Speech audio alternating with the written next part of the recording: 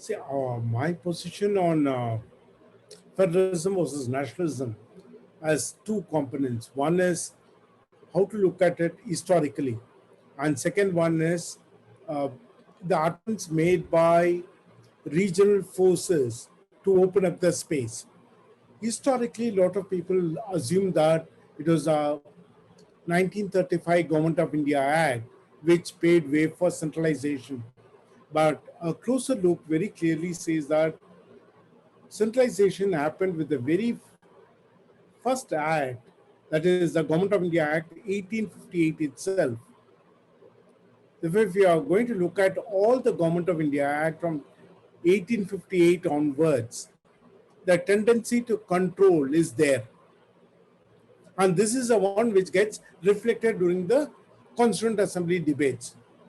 What happened during the Constituent Assembly debates is instead of decentralization, partition became a very convenient tool for them to centralize. I have my own position that is if the partition had not happened, they would have discovered some other reason for the same level of centralization. Partition was a much more easier and comfortable idea for them to push the idea of centralization. That is the idea number one. Because the way ICS gets transformed itself into IAS, and that entire steel frame idea is a very, very important one which we have to keep in mind. And this is the one which we see getting played out whenever the center wants to ride roughshod over the state. And we saw it in the West Bengal Chief Secretary issue earlier this month. Therefore, we have seen the way this steel frame structure works. That is one. Second is, there are two ways in which a nation state comes together. One is coming together or holding together. In India's case, it is both coming together and holding together. While coming together as an element of voluntary association, holding together as the power of the center. And once we understand that there are these two trajectories, I think that the regional political parties represent coming together idea, whereas the national parties tend to represent holding together idea. Therefore, that is the essential tension which gets played out, coming together or holding together. And in this tension between coming together and holding together, we find few things happening, especially in the forms of amendments. The most important amendment happened during emergency, where education was shifted from state list to concurrent list. In 77, when all the excesses of emergency was undone by the Janata government, it refused to transfer the power to the state, which has taken away.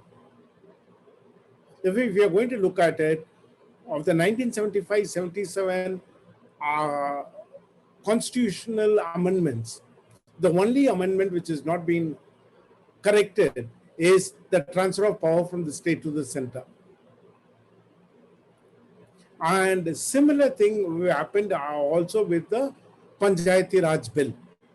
While we all support the idea of grassroots level democracy, we can't use grassroots level democracy to have center controlling even the local administration, because the way the Panchayat Raj bill and the local bodies administration finances been tied up, the purse string has been held tightly by the Government of India. Therefore, what we are witnessing is not grassroots level empowerment, but grassroots level control from the center. That is another disturbing element. When given this reality, how shall we look at the idea of federalism? For me, the most interesting critique of centralization happened in the year 1924, It was Mr. K.V. Reddy, who was a minister in the Justice Party government in Madras Presidency. He gave his recommendations to the Mudiman Committee, which came to assess the implementation and the progress of the diarchy system. And as we all know, Justice Party comes to power based on the diarchy system. And when the Mudiman Commission landed in Chennai, Mr. Reddy, who was then the minister, later he becomes the chief minister of the Justice Party. But as a minister, he explained the absurd situation. He said, I was a minister for development without forest. I was the minister for agriculture minus irrigation. As a minister of agriculture, I had nothing to do with the administration of Madras Agricultural Loan Act or the Madras Land Improvement Loan Act. Efficacy and efficiency of a minister for agriculture without having anything to do with irrigation, agricultural loans, land improvement loans, and famine relief can better be imagined than described. Remember, this was an observation in 1924, and certain elements of it is true even today. The thing is, now they have become so sharp that there is a certain amount of tweaking which has taken place. For instance, the biggest encroachment is happening through the environmental laws. And the second encroachment is happening through the natural resources in the state. And these two things have been extremely centralized. But this is another thing what we have to keep in mind. Coming back to the self-respect movement, if Mr. K.V. Reddy made this outstanding assertion, Justice Party also gave a memorandum to the Government of India committee, and that is the one which led to key recommendations of the Simon Commission.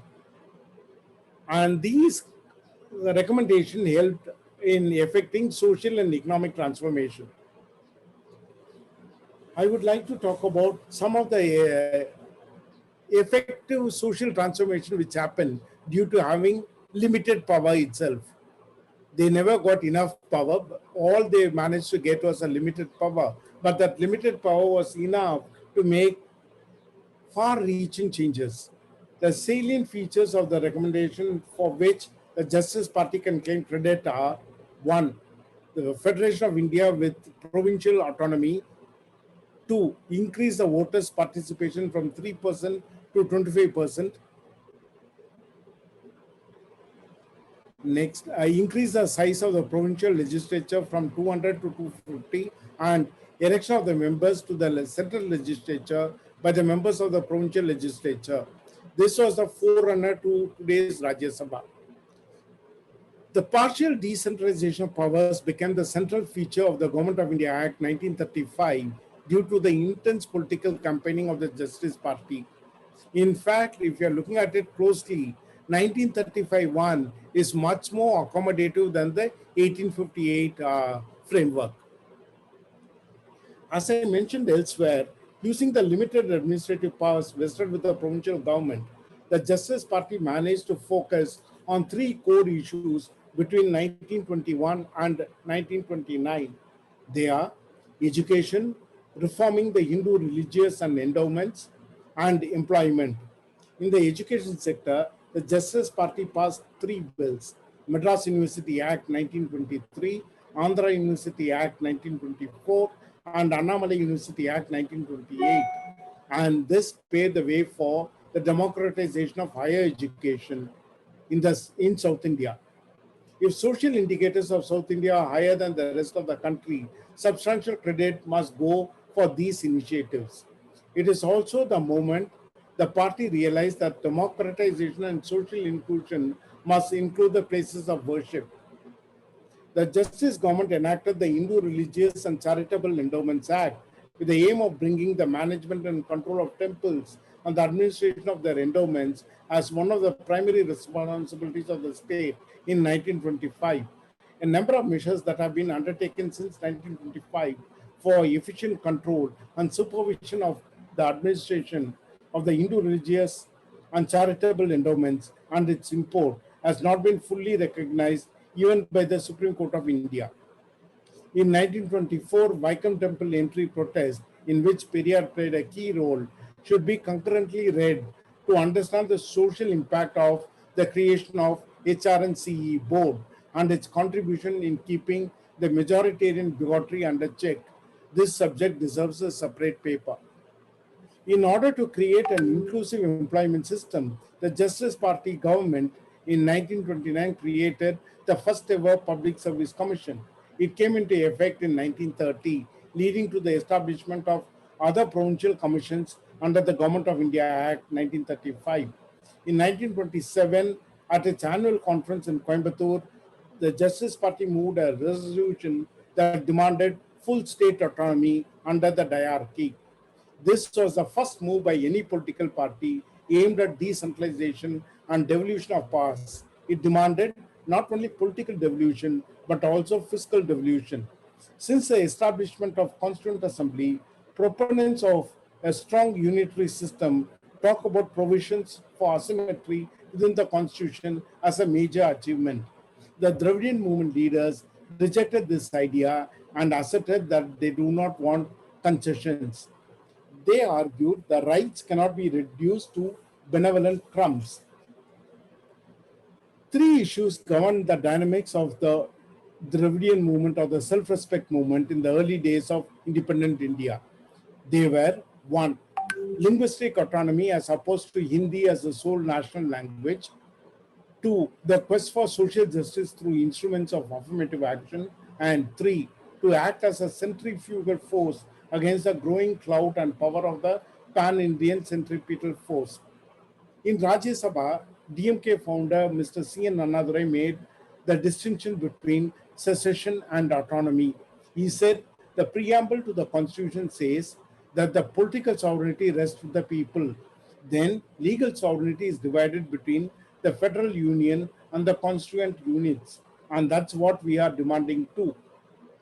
The party was the first one to realize that the benevolent crumbs can be withdrawn at any moment, and it felt that even special provisions such as Article 370 can be diluted by the whims of the center. What those stalwarts did not bargain for was the reduction of a state with more powers to be bifurcated into a union territory. What the party wanted was a formal and constitutional recognizable power for the states. The DMK government accepted the recommendations of Justice Rajamanar Committee. The four crucial issues of Justice Rajamanar Committee are: one, the interstate council should be constituted immediately, and that no decision of national importance or which may affect one or more states shall be taken by the union government except after consultation with the interstate council.